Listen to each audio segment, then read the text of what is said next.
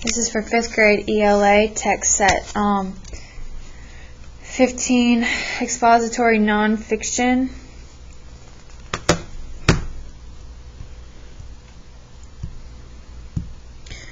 Alright, does anyone know what it means to tell a fish story? Sometimes fishermen exaggerate the size of the fish that got away from them, and sometimes the size of the fish gets bigger each time they tell the story. Now imagine a table about a sea monster that's so big it can take on a 70-ton whale. Here's an expository nonfiction book about one scientist's search for this mysterious creature he's heard about. It's called Giant Squid, Searching for a Sea Monster by Mary M. Serial and Clyde F.E. Roper. Is it a fish story or not? We'll find out. There's the table of contents that I told you about, how expository nonfiction has contents. A creature of colossal size. Without warning, a gigantic twisting tentacle bursts out of a dark sea. As flexible as a human hand, it snatches the sailor from the deck of his ship. A single scream pierces the night. The sailor and the creature are gone. When the seas were still largely uncharted, sailors and fishermen told stories like this about a mythic monster of the deep. Norwegian sailors described a spider-like creature as big as an island. Its long arms could wrap around the mast of a ship and drag it to the bottom of the ocean.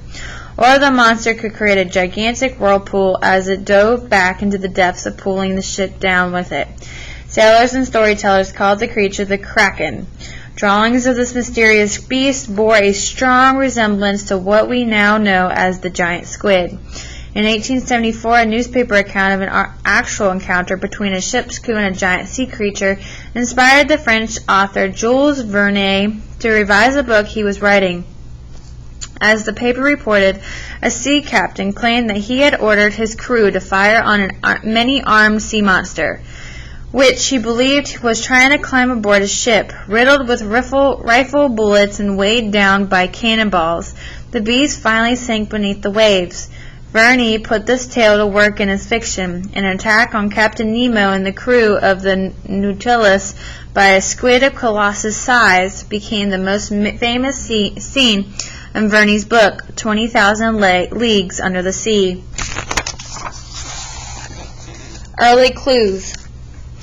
Eventually, these bizarre creatures, or at least of evidence of them, began to show up in more than just seafarers' tales.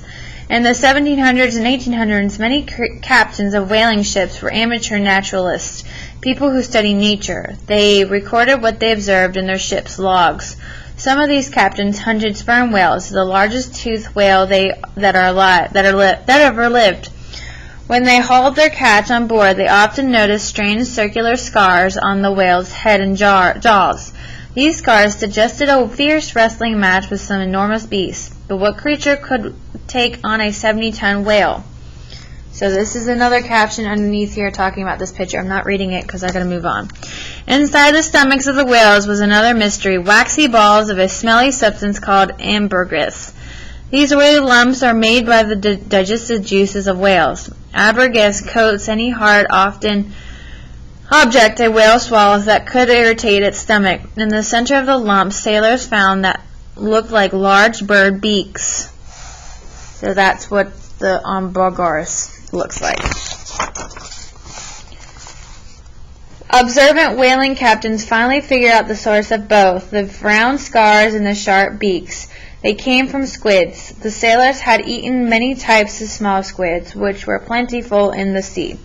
They knew that a squid has powerful suction cups on its arms and tentacles and a sharp beak inside its mouth. As it battled a whale, a very large squid could have wrapped its arms around the whale's jaws to try to fight off its attacker and escape. The many beaks inside the sperm whale's stomachs revealed that most squids lost the fight. The largest beaks, the size of a man's fist, and the round scars as big as a hockey puck's, could have come only from giant squids.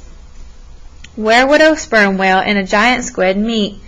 Whaling captains harpooned sperm whales when these marine mammals came to the surface to breathe.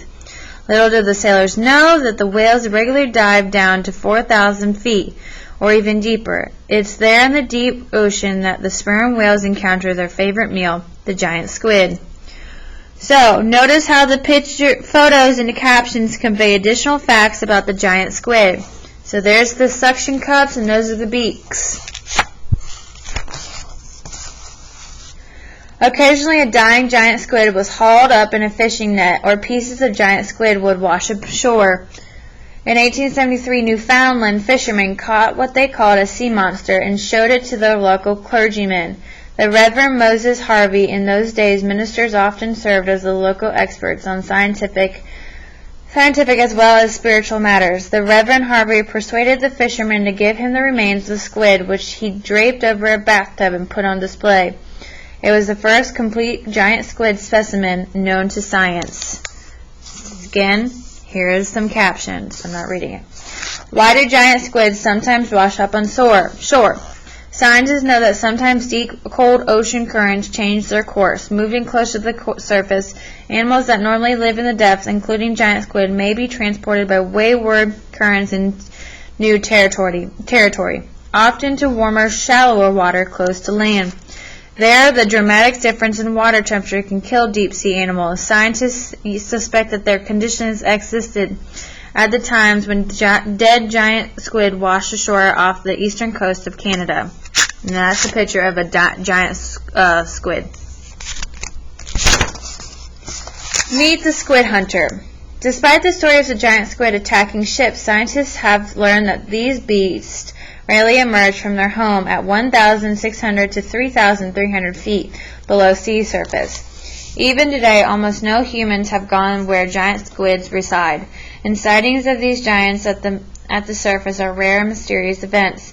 This mystery helped inspire one person who made it his life's work to find and study these creatures. It began with snails. As a child, Clyde Roper spent hours following narrow trails along the seashore in New Hampshire. The trails led him to a tiny snail, a peewinkle, plowing through the wet sand on its one slimy foot. Clyde didn't realize until years later that these tracks in the sand were the first clues in his hunt for the giant squid. Snails and squids are related. They belong to the same group, mollusks, which means soft-bodied animals. Some, such as periwinkles, have shells to retreat into. Others, such as squids, do not. But who needs a shell when you have nifty ways to escape predators and capture food? A squid can make a quick escape using just propulsion. It shoots water out of its body through a funnel to rocket backward, like a balloon suddenly releasing its air. A squid is an aggressive hunter, equipped with 8 arms and 2 long feeding tentacles that it keeps tucked between its arms until it is ready to strike. Then the squid shoots out the tentacles to capture its prey and drag it to the sharp beak inside its mouth. So how do you know that this is an expository nonfiction writing? How do we know? In college, Clyde studied the group of mollusks called cephalopods, a word that means head-footed. He learned all he could about the many types of squids and their relatives, octopuses, cuttlefishes, and chambered nautiluses. Each member of this group has a flexible body with big eyes and a mouth surrounded by many arms. Octopuses have 8 arms. Squids and cuttlefishes have 8 arms plus 2 tentacles. But the chambered nautilus holds the record with 80 to 100 arms. Cephalopods are the most complex group of mollusks. The head contains the brain and large eyes, and the body holds the animal's organs. Heart, most have 3 hearts. Kidneys, liver, stomach, and gills. The gills take oxygen from the seawater as it passes through them, allowing squids and octopuses to breathe. Like other cephalopods, the giant squid has suction cups to grab onto things. The giant squid's suckers are surrounded by small, sharp teeth that dig into the flesh of its prey. Its sharp beak has proven strong enough to bite through steel cable. Why then does the sperm whale always have the advantage in a contest with the giant squid? It's because the sperm whale's mouth is ideal for capturing soft-bodied prey. It has teeth only in the bottom jaw. Those huge cone-shaped teeth fit snugly into sockets in the upper jaw. This way, the whale can hold on to victims that have no bones or shells. A giant squid doesn't stand a chance. Ocean detective on the chase. There are more than 500 species of squid, a number that keeps growing as new species are found each year. Scientists have named the giant squid Architeuthis, which means the chief squid. Clyde Roper decided to dedicate himself to studying this secretive squid that scientists knew so little about. But how would he study a creature that was so difficult to find? This dilemma made it intriguing to Clyde. He felt like a detective looking for a suspect that had escaped capture for centuries. So what is the author's purpose in comparing Clyde to a detective? Does it change the way you think about his impending quest? How scientists solve mysteries. Scientists make observations that lead to an idea that want to test, a hypothesis.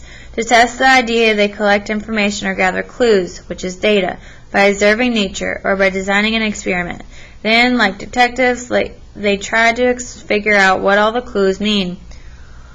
Often more answers lead to more questions. Scientists don't give up if the answer is difficult to find. Unlike TV detectives who can solve a case in an hour, it sometimes takes us a lifetime or longer to solve a scientific mystery.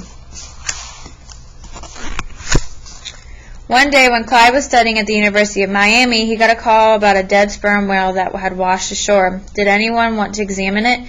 Absolutely. Since sperm whales were no longer hunted, there was a rare chance to try to find a modern-day link between sperm whales and giant squid.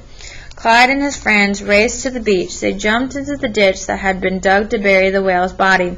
Armed with knives, saws, and hatchets, they cut into one stomach, then another, until they were about to their shoulders inside the whale's stomach. 3 stomachs. It was a messy job, but would it give them clues to the giant squid?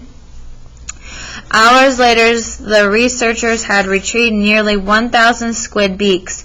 They were amazed by the huge number of squids a whale could eat, but none of this beak belonged to a giant squid. However, they did discover many large circular scars around the whale's mouth, proving the whale had battled and devoured giant squid during its lifetime. Eager to clean up before getting into their car, Clyde and his friends trotted to the water's edge. They saw dozens of shark fins just beyond the surface. Attracted by the smell of whale blood, changed the plans. The men had to drive back home in their blood-soaked clothes. After years of study, Clyde Roper was now a Ph.D., a doctor of science. Dr. Roper was invited to join the staff of the Smithsonian Institution Museum of Natural History in Washington, D.C. He began investigating many kinds of squids, from species the size of his thumbnail to ones nearly as tall as he was.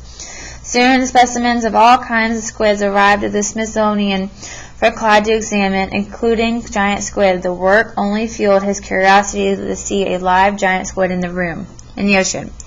How many giant squids are there, and how do we know? Researchers have estimated the population of giant squid by counting the number of giant squid beaks found inside sperm whales' stomachs. The whales can't digest hard objects, so the beaks are usually passed out of the whales in about a week, encased in ambergris. One sperm whale may eat as many as 20,000 squids a week.